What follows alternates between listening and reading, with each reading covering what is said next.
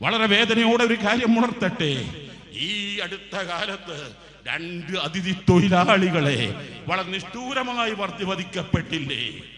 ആരാണ് അതിഥികൾ?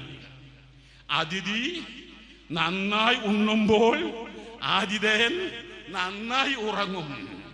അതാണല്ലോ ആതിഥേയം തമ്മിലുള്ള ബന്ധം. ഞാനും നിങ്ങളുമൊക്കെ ലോകത്തിന്റെ വിവിധ ഭാഗങ്ങളിൽ പ്രവാസികൾ ധാരാളമുണ്ട്. ആ പ്രവാസികൾക്ക് അർഹമായ പരിഗണന കിട്ടിയില്ല എങ്കിൽ നമ്മുടെ വേദനയും പ്രയാസവും എത്രയാണ്. എന്നാൽ നമ്മുടെ നാട്ടിൽ നമ്മുടെ രാജ്യക്കാര് അതിഥി തൊഴിലാളികൾ വന്ന് നമുക്ക് കാശുകൾ ഉണ്ടാക്കി തരുമ്പോ ഞാനും നിങ്ങളും അവരെ സൽക്കരിക്കാൻ. അതിഥി തൊഴിലാളികൾ എന്ന് വിളി നല്ലതാണ്, സന്തോഷമുണ്ട്.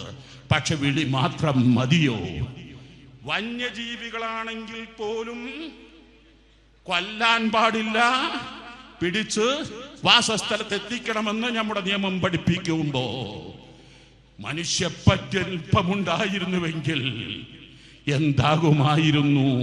ഇവിടെയാണ് കേരള യാത്രയുടെ പ്രസക്തി നിങ്ങൾ മനസ്സിലാക്കേണ്ടത്.